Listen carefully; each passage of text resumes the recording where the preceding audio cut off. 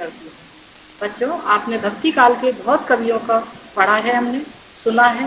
तुलसीदास जी की रामचरितमानस, सूर के पद, मीराबाई के पद। इसी कड़ी में अब हम कश्मीरी संत लल्लद को पढ़ने जा। अब हम हिंदी का पाठ 10 वाक पढ़ेंगे और उसमें इसकी कवियत्री लल्लद है। इसके पहले हम कवियत्री का साहित्यिक परिचय जान लेते हैं। बच्चों, लल्लद एक कश्मीरी संत है, इन्हें योगिनी भी कहा जाता है। जो स्थान कबीर को हमारे हिंदी साहित्य में प्राप्त है, वही कश्मीरी संत में लल्लद को प्राप्त है। इन्होंने भी धार्मिक आडंबरों का विरोध किया है और मानव का मानव से प्रेम, यही इन्होंने अपने काव्य को में विषय बनाया है। ये पद गाती थी और इनके पदों को लिपिबद्ध कब किया है? आने वाले कई सालों के बाद इनके पदों को लिपिबद्ध किया है और इसका जो 4 पदों का अनुवाद किया गया है वो मीराकांत ने किया है। मूलतः ये कश्मीरी भाषा की संत कवियत्री हैं। इनका जन्म 1320 के लगभग कश्मीर स्थित पामपोर के सिंहपुरा गांव में हुआ था और इनका देहांत 1391 के आसपास माना जाता है। इनकी जो रचनाएं हैं वो वाक हैं और इन्होंने लगभग 200 पद गाए हैं। वाक कश्मीरी शैली में जो 4 पंक्तियों के पद गाए जाते हैं उसको वाक कहते हैं। इन कवियत्रियों ने जो भाव पक्ष लिखा है, इनकी कविता का जो भाव है वो धार्मिक संकीर्णताओं से ऊपर उठकर भक्ति का मार्ग दिखाया इन्होंने और जिसका लोक जीवन से जुड़ाव है। धार्मिक आडंबरों का विरोध किया इन्होंने और प्रेम को सर्वश्रेष्ठ बताया है। इन्होंने वाकों के माध्यम से कश्मीरी जन जीवन में ईश्वर को प्राप्ति के लिए प्रेम सद्भावना का मार्ग दिखाया है। इनका जो काव्य सौंदर्य कला पक्ष है, इन्होंने तत्कालीन संस्कृत और फारसी भाषा को छोड़कर सरल सुबोध भाषा का प्रयोग किया है जो कश्मीरी जनता की, आम जनता की वाणी थी। इसीलिए आज सैकड़ों वर्षों बाद भी कश्मीरी जनता की स्मृति में इनकी वाणी जीवित है। आधुनिक कश्मीरी भाषा की ये कवियत्री स्तंभ मानी जाती है और इन्हें योगिनी भी कहते हैं। ये शिव भक्त थी। अब हम वाक के केंद्रीय भाव को देख लेते हैं। इनके 4 वाकों का हिंदी अनुवाद किया गया है। तो पहले वाक में ईश्वर को प्राप्त करने के लिए इन्होंने जो जीवन में प्रयास किए हैं उसकी व्यर्थता पर चर्चा की है। उनका कहना है कि मैंने जीवन भर ईश्वर को प्राप्त करने के लिए विभिन्न हटियोग किए, मंदिर मस्जिद गई, लेकिन उससे मुझे कुछ भी हासिल नहीं हुआ। दूसरे वाक में इन्होंने बाह्य आडंबरों का विरोध किया है और कहा है कि अंतःकरण के समभावी माने समान बाह्य और अंतः दोनों में समभाव से रहने पर ही मनुष्य की चेतना व्यापक होती है। दुख सुख लाभ हानि सब में सम व्यवहार होगा, तभी हम ईश्वर को प्राप्त कर पाएंगे। तीसरे वाक में कवियत्री ने आत्मलोचन की अभिव्यक्ति की है। ये अनुभव करती है कि संसार से पार जाने के लिए हमें सत्कर्म ही हमारे सहायक होते हैं, इसलिए जीवन भर हमें सत्कर्म करते रहना चाहिए, स्वयं अवलोकन करते रहना चाहिए। चौथे वाक में कवियत्री ने कहा है कि हमें आपसी भेदभाव को मिटाकर ईश्वर की व्यापकता का अनुभव करना चाहिए, क्योंकि ईश्वर तो थल थल में निवास करता है और जिसे यह आत्मज्ञान हो जाता है वही सच्चा ज्ञानी होता है। बच्चों, हम पहले वाक को पढ़ते हैं। रस्सी कच्चे धागे की खींच रही मैं नाव, जाने कब सुन मेरी पुकार, करे देव भव सागर पार। पानी टपके कच्चे सकोरे, व्यर्थ प्रयास हो रहे मेरे, जी में उठती रह हूँ, घर जाने की चाहत है घेरे। इसका संदर्भ प्रस्तुत वाक कश्मीरी संत कवियत्री लल्लद द्वारा रचित है। बच्चों, आप सब जानते हैं कि संदर्भ में हम पाठ का नाम लेते हैं लिखते हैं और कवियत्री का नाम लिखते हैं। कवि कवियत्री जिसने वो लिखा है उसका नाम आता है। और प्रसंग में आएगा कि ये पूरा पद किस बात को की ओर इंगित करता है। तो प्रसंग में है कि जीवन भर कवियत्री ने जो प्रयास किए हैं वो व्यर्थ गए हैं, उसकी चर्चा की है। अब हम इनके कठिन शब्द देख लेते हैं। वाक, वाणी, शब्द, ये कश्मीरी शैली में गाए जाने वाली रचना है, इसे वाक कहते हैं। और कच्चे सकोरे मिट्टी के बर्तन की तरह कमजोर, यहाँ प्रतीकात्मक रूप में लिया गया है। कच्चे सकोरे यहाँ जीवन से तात्पर्य है। और कच्चे धागे की कमजोर और नाशवान माने सांसें। नाव, जीवन रूपी नाव। व्यर्थ, निरर्थक। फूक माने याद। बच्चों, अब इसकी व्याख्या देख लेते हैं। प्रस्तुत पंक्तियों में कवियत्री ने नाव की तुलना अपनी जिंदगी से करते हुए कहा है कि वे कच्ची डोर से अर्थात सांसों द्वारा इस जीवन रूपी नाव को खींच रही हैं और इस इंतजार में काट रही हैं कि प्रभु उनकी पुकार सुनेंगे और आकर इस भवसागर से पार लगाएंगे। उन्होंने अपने शरीर की तुलना मिट्टी के सकोरे से की है कि जिस प्रकार मिट्टी के बर्तन से बूंद बूंद पानी टपक रहा है और दिन दिन प्रतिदिन कम होता जाता है, उसी प्रकार उनका जीवन भी धीरे धीरे कम होता जा रहा है। और प्रभु मिलन की जो आस है वो उनके हृदय में बढ़ती जा रही है। उन्होंने अब तक जो प्रयास किए वो सब व्यर्थ गए, निरर्थक गए। उनके हृदय में प्रभु से मिलने की व्याकुलता दिन प्रतिदिन बढ़ती जा रही है। प्रभु के घर जाने की उन्हें चाहत घेरे हुए है।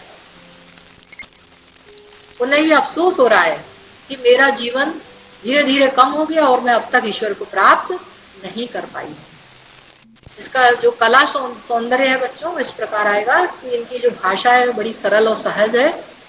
और रस्सी कच्चे धागे की में रूपक अलंकार है, ये प्रतीकात्मक रूप में है। रह रह में पुनरुक्त प्रकाश है क्योंकि एक ही शब्द की 2 बार आवृत्ति हुई है। इसमें शांत रस है, तत्सम तद्भव का प्रयोग भी है। अब हम बात क्रमांक 2 की ओर चलते हैं। खा खाकर कुछ पाएगा नहीं, ना खाकर बनेगा अहंकारी, सम खा कभी होगा संभावी, खुलेगी साकल बंद द्वारी।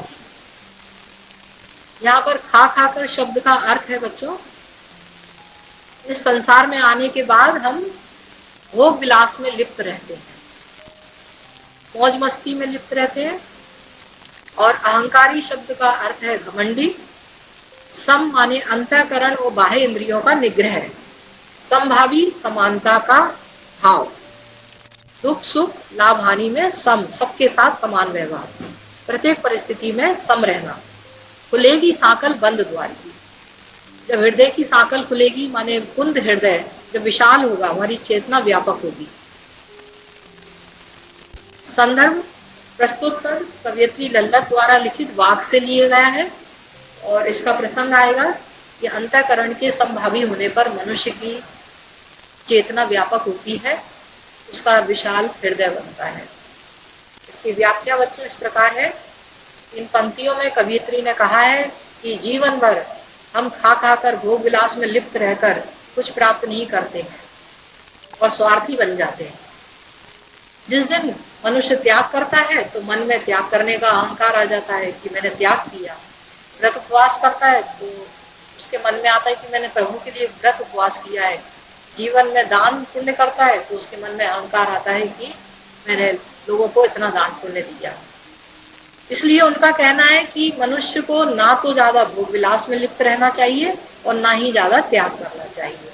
इससे जीवन में संतुलन रहेगा और उसके हृदय में समभाव उत्पन्न रहेगा और उसके हृदय संसार के लिए खुल जाएंगे। समस्त प्राणियों के लिए उसके हृदय में उदारता का भाव जाग जाएगा। इसका विशेष है खा खाकर में अनुप्रास अलंकार, भाषा सरल और सहज है। पद में उपमा और रूपक अलंकार, प्रतीकात्मक शब्दों का प्रयोग, शांत रस।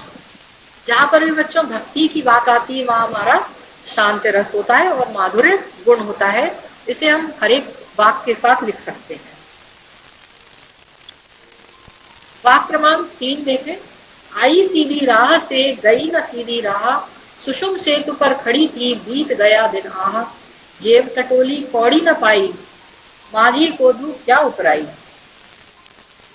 यहाँ आई सीधी राह से माने ईश्वर के घर से जब हम आए तो शिशु अवस्था में पवित्र थे, मन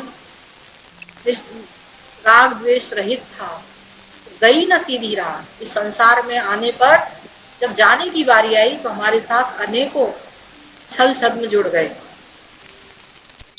सुषुम सेतु माने सुषुम्ना नाड़ी, जो हमारे शरीर में मेरु रज्जु है, हमारे शरीर में ईड़ा, पिंगला और सुषुम्ना, ये तीन भाग हैं। तो सुषुम्ना नाड़ी नासिका रंध्र के पास होती है। जब भी हम एकाग्रता या ध्यान लगाते हैं तो ना ब्रह्म रंध्र पर ध्यान लगता है हमारा। तो सुषुम सेतु माने कवियत्री जीवन के मध्य में आकर खड़ी हो गई और वो इधर उधर देखती है तो सोचती आधा जीवन मैंने बिता दिया और आधा बचा है, अब मेरे पास तो कुछ भी सत्कर्म नहीं। जेब टटोली, अब स्वयं अवलोकन किया कि मैंने अब तक क्या कमाया, कौड़ी ना पाई, कुछ भी प्राप्त नहीं हुआ।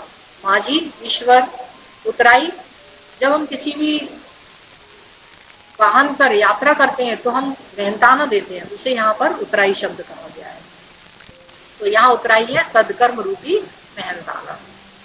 इसकी व्याख्या संदर्भ तो पहले की तरह लिखेंगे कि प्रस्तुत पंक्तियां वाक से ली गई हैं। इसकी रचयिता कश्मीरी संत लल्लद है।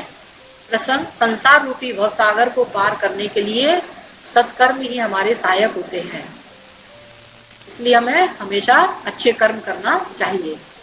भावार्थ, कवियत्री लल्लद कहती है कि जब मैं संसार में मैंने जन्म लिया तो मेरी राह बड़ी सीधी थी।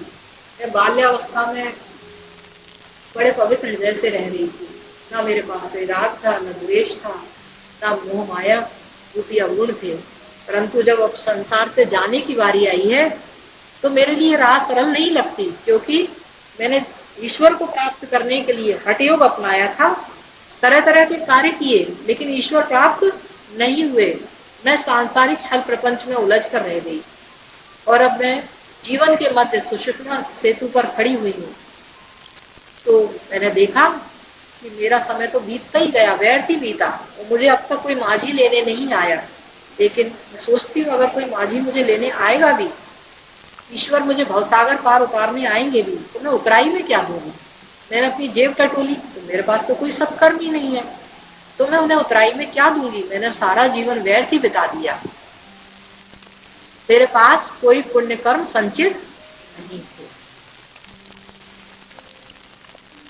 वाक्य क्रमांक 3 में जो विशेष आएगा, सुषुम सेतु में सावर्ण की आवृत्ति हुई है, इसलिए अनुप्रास अलंकार। पूरे पद में उपमा रूपक अलंकार। भाषा सरल सहज सुबोध है। हमारे शरीर में जो कुंडलिनी है उसका ज्ञान दिया उन्होंने, और अच्छे कर्म करने की हमें शिक्षा दी।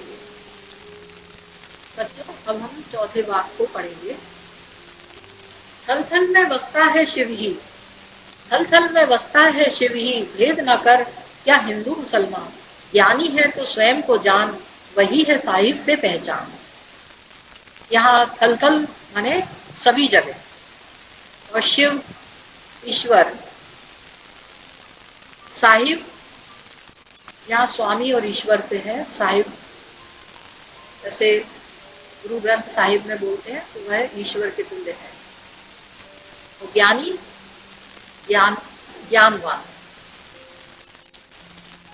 संदर्भ प्रस्तुत पद कवियत्री लल्लद द्वारा रचित वाक्य से लिया गया है, और इस वाक्य में भेदभाव का विरोध और ईश्वर की सर्वव्यापकता का वर्णन किया गया है।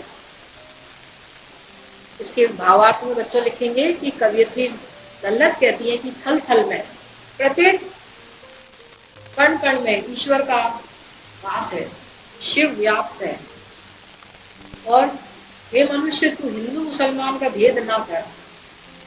मैं आपको बता दूं बच्चों की जब लल्लद कवियत्री जिस समय थी, उस तत्काल समय में हिंदू मुसलमान में बहुत वैर विरोध था।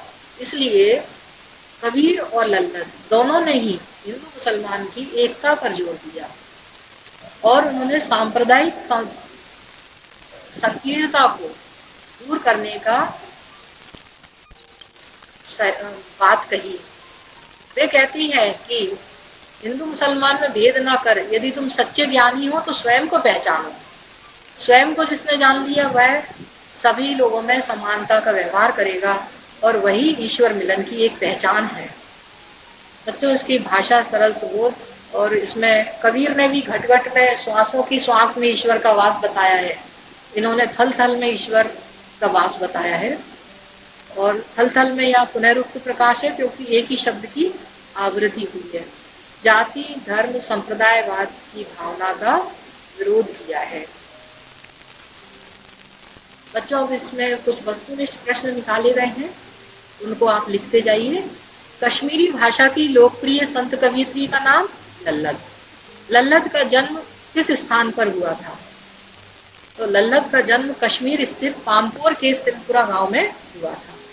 लल्लद का जन्म किस सन में हुआ था? तो इसका उत्तर है बच्चों, लल्लद का जन्म सन 1320 में हुआ था। लल्लद की मृत्यु किस सन में हुई थी? तो उनकी मृत्यु 1391 में हुई थी। लल्लेश्वरी, लला, लल योगेश्वरी, लला रिफा आदि नामों से किस कवियत्री को जाना जाता है? तो बच्चों, लल्लद को ही इन नामों से जाना जाता है। कश्मीर में लल्लेश्वरी, लला, लल योगेश्वरी, लला रिफा, ललमच आदि नामों से आज भी उनकी वाणी में इनके कोई ना कोई किस्से बोले जाते हैं। लल्लद की काव्य शैली को क्या कहते हैं? तो उनकी काव्य शैली को वाक कहते हैं। वाक की रचयिता कौन है? वाक की रचयिता लल्लद है। कवियत्री लल्लद ने किस बात का विरोध किया था? तो उन्होंने जाति एवं धर्म की संकीर्णता का पुरजोर विरोध किया था।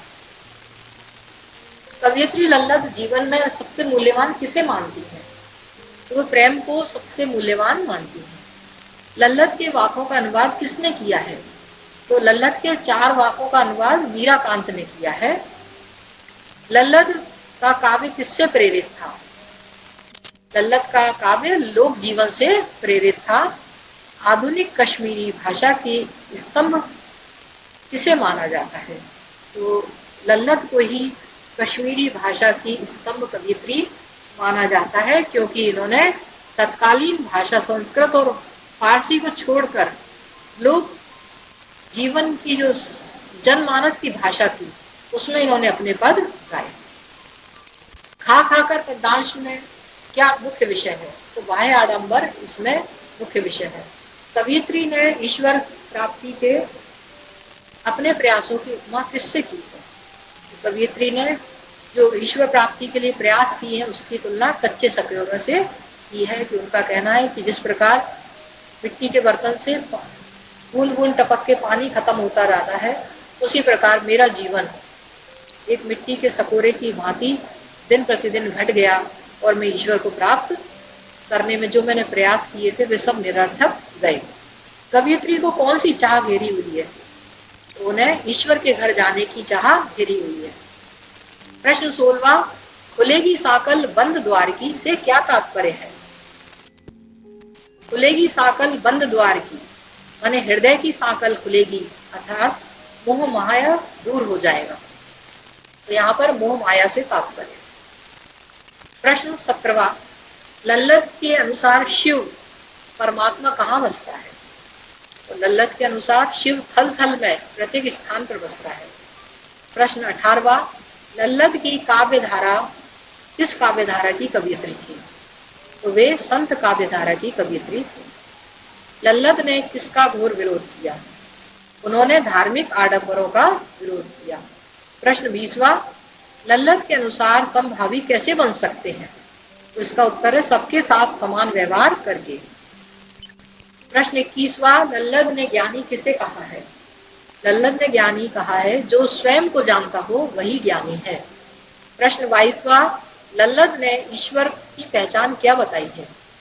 लल्लद ने आत्मा की पवित्रता को ही ईश्वर की पहचान बताया है। प्रश्न क्रमांक 23, जेब टटोली कौड़ी ना पाई, यहाँ कौड़ी शब्द का प्रयोग किसके लिए किया गया है? तो यहाँ कौड़ी शब्द का प्रयोग अच्छे कर्मों के लिए किया गया है। प्रश्न 24, आई सीधी राह से क्या तात्पर्य है? जन्म से, इसका उत्तर है जन्म से। प्रश्न 25वां, आई सीधी राह ज्ञान उतराई में माझी किसे कहा गया है? तो यहाँ माझी ईश्वर को कहा गया है। प्रश्न 26वां, रस्सी कच्चे धागे की से कवि का क्या भाव है? रस्सी कच्चे धागे की से कवित्री का भाव है जीवन में सांसों से। बच्चों, इस प्रकार हमने वाक्य को पढ़ा और एनसीईआरटी क्षितिज में ये पाठ हम लोग इस वर्ष पढ़ रहे हैं। हमारा पाठ्यक्रम नया आ गया है। तो लल्लत एक कश्मीरी भाषा की लोकप्रिय संत कवियत्री थी और हमारे पाठ्यक्रम में भक्ति काल की व्यापक जन चेतना और उसके अखिल भारतीय स्वरूप से परिचय कराने के उद्देश्य से लल्लत के 4 वाकों का हिंदी अनुवाद किया गया है। और यह अनुवाद किसने किया है? मीरा खान ने। भक्ति काल के मीराबाई, तुलसीदास, रामचरितमानस जिन्होंने लिखी है, और मीरा के भजन हमने सुने हैं, कबीर के दोहे, रहीम के दोहे। हमारा भक्ति काल स्वर्ण युग कहलाता है। तो स्वर्ण युग का इसलिए कहा जाता है कि इसमें सबसे ज्यादा समाज के लिए, सामाजिक एकता के लिए कार्य किए गए। सामाजिक एकता पर बल दिया गया, मनुष्य का मनुष्य से प्रेम भाव, इस पर बल दिया गया और ये सबसे लंबे समय तक भक्ति काल हमारा चला है, इसलिए इसे स्वर्ण युग कहा जाता है। बच्चों, अब हम गृह कार्य देते हैं आपको। आप गृह कार्य नोट कर लीजिए। कवियत्री लल्लत का साहित्यिक परिचय निम्न बिंदुओं पर लिखकर याद करें। तो इनकी रचनाएं लिखना है पहले नंबर पर, फिर भाव पक्ष, तीसरे नंबर पर कला पक्ष और चौथे नंबर पर साहित्य में स्थान। बच्चों, ये प्रश्न 4 नंबरों का आता है, इसलिए ऐसे आप कंठस्थ कीजिए। और इनकी रचनाओं में सिर्फ वाक आएगा, जो लगभग 200 पद गाए हैं इन्होंने। बाकी आप पुस्तक का सहारा लेकर पढ़िए। पुस्तक में कठिन शब्द भी दिए हुए हैं।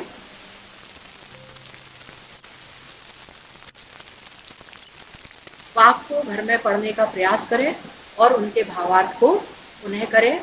कोई भी समस्या आने पर अपने विषय शिक्षक से संपर्क करें। आज के लिए इतना ही बच्चों, धन्यवाद। अभी भी कम रही,